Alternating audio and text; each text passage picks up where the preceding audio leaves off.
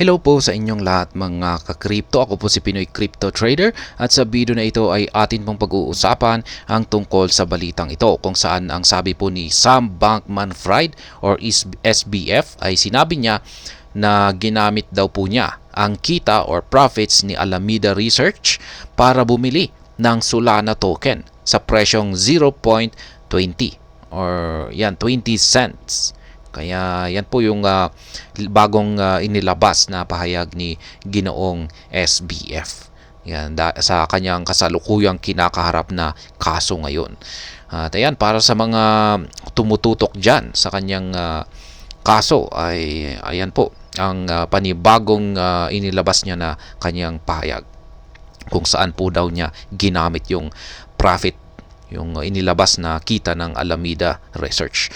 Ayan, bago po tayo magpatuloy ay nais ko po munang bigyang linaw ang aking disclaimer kung saan ang nilalaman po ng video na ito ay hindi po ito isang financial advice. For education and information purposes lamang po ang layunin nito. Maliban po dito ay nais ko na rin pong magbigay babala na wala pong kahit anumang group chat ang Pinoy Crypto Trader. Ayan. Former FTX CEO Sam Bankman-Fried or SBF makes a shocking revelation about his early investment in Solana, saying that he bought Solana at $0.20 per unit. Ayan, early investment po pala ito. Yung nung medyo matagal-tagal pa ito, nung mura pa ang Solana, nasa 0.20 cents. Kaya ayan mga crypto, marami pong nagulat dito. Ang pagkakasabi rito ay a shocking revelation. Ayan. Sam Bankman-Fried, the former CEO of bankrupt crypto exchange FTX, has made a shocking revelation about his early investment in Solana. Ayan, sa mga hindi nakakakilala dyan or nakakaalam sa pangyayari kung bakit may kinakaharap na kaso si SBF, ay siya po ang CEO ng nag-collapse na sikat na crypto exchange na si FTX. Si FTX ang pumapangalawa na pinakamalaking crypto exchange platform noon. Yan, siya yung pumapangalawa kay Binance. Bankman-Fried, who recently took to the witness stand at his ongoing trial in the Manhattan courthouse, disclosed that he purchased Solana when a unit was changing hands at $0.20. Notably, SBF did not reveal how much Solana acquired at $0.20. Ayan, yan na nga. Sinabi niya, dinisclose niya or sinabi niya sa korte na ginamit niya yung kita kay Alameda, yung profit niya kay Alameda Research para bumili ng Solana. At nabili niya ito sa mababang presyo na $0.20. Pero hindi po niya sinabi kung magkano yung amount na kanyang nabili kay Solana. Ayan. Yung sinabi niya lamang ay yung presyo. Ayan, SBF claims he invested in Solana using Alameda profit. However, the founder of FTX claimed he invested in Solana using Alameda Research profits and not customers' deposits, as allegedly by US prosecutors. Ayan na nga. Ang sinabi ni SBF dito ay ang ginamit niya na pambili sa Solana, kay Solana, ay yung kita ng Alameda Research at hindi raw yung funds or pera ng kanyang mga customers dito kay FTX. It bears mentioning that SBF statements contradicts previous claims by FTX co-founder Gary Wang. In the early phase of SBF trial, Wang testified earlier this month that the exchange used customers' fund to settle loans obtained by Alameda Research. Ayan. Mukhang nagko-contradict daw po yung ito sa previous claims ng co-founder ng FTX na si Gary Wang. Top media outlet Wall Street Journal also reported that FTX employees discovered a secret backdoor that Alameda Research exploited to withdraw billions of dollars from the exchange. Ayan, ito na rin. Medyo matagal-tagal na rin ito. Yung kung saan ay nakita daw nila na ang Alameda Research ay meron daw pong nakitang exploit. Yan, para para kunin yan or isiphon yung billions of dollars dito kay FTX. Meanwhile, crypto enthusiasts have been stunned at the fact that SBF invested an undisclosed sum in Solana when a unit was sold at $0.20. Ayan, with Solana currently worth $33.61, the founder of FTX could be sitting on a massive profit if he still holds the asset. Ayan.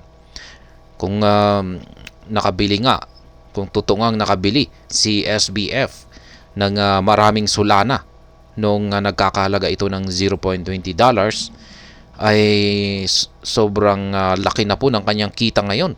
Kasi ang Solana ay nagkakahalaga po ngayon ng $33.61. Kaya yan, ang laki po ng kanyang kita ngayon kung sakaling nakabili siya sa napakababang presyo.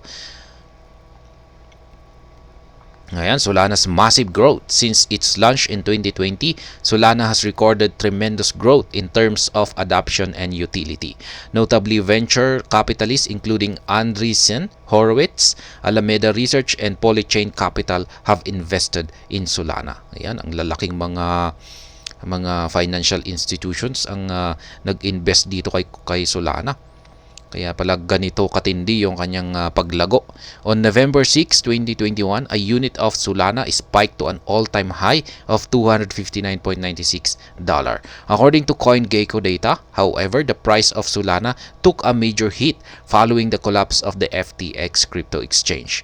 Solana is currently among the top-performing crypto assets, up by 239.7% year-to-date.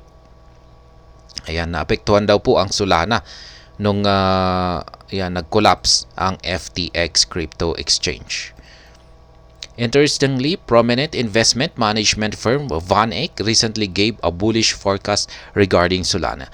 Van Eck predicted that Solana could surge to a whopping $3,211 by 2030.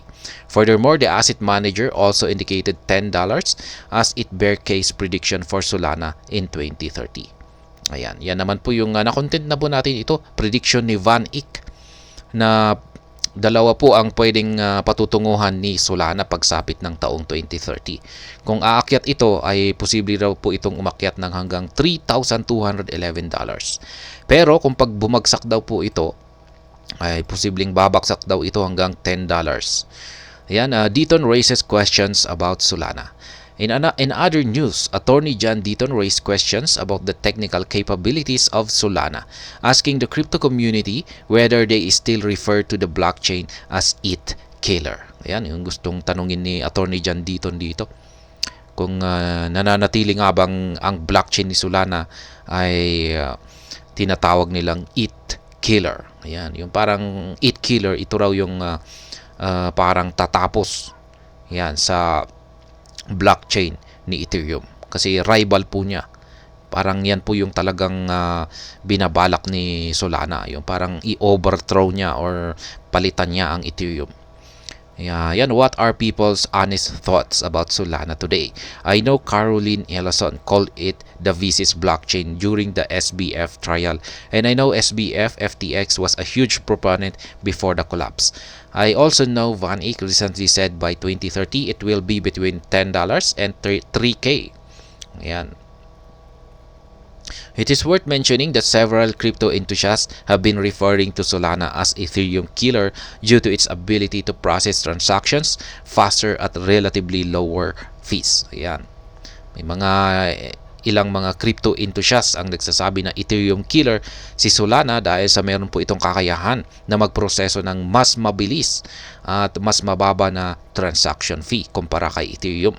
However, the title is fading away as a result of the multiple technical glitches Solana has experienced over the years. Ayan, yun nga lang at mukhang ang title daw na ito, na Ethereum killer, ay mukhang unti-unting naglalaho dahil sa dulot po nito yung napakaraming technical glitches nito or problema sa kanyang blockchain na naranasan ng mga users yan sa paglipas ng mga taon. Notably, Solana has suffered network outages that have sometimes left many users stranded. These technical issues prompted Cardano founder Charles Hoskinson to compare the network to an old Nintendo console that requires fixing. Ayan. Meron pang outages na nangyari dito kay Solana. Kaya maraming mga users nito ang naipit. Kaya yan, hindi na rin mapigilan ng founder ng Cardano na maglabas ng kanyang statement na sinasabi niya dito na parang ang network ni Solana ay parang isang lumang Nintendo console.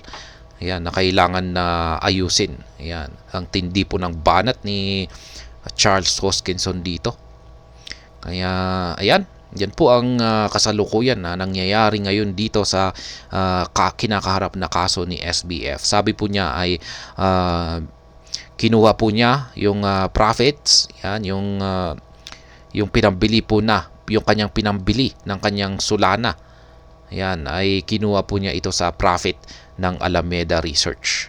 Yan, nabili pa niya ito noong nabili pa niya yung kanyang Solana nung ito ay nasa halagang 20 cents or 0.20. Kaya ayan, siguradong mayaman na ngayon ito kasi kumita na siguro ng malaki yung kanyang investment dito kay Solana. Kaya kung pag ibebenta niya ngayon ay talagang malaki talaga ang kanyang kinita rito. Kaya yan, pero parang kung pag iniisip natin ay mukhang medyo malayo nga yung parang gusto niyang protektahan yung kanyang investment dito kay Solana na hindi ito konektado sa collapse ng kanyang FTX exchange.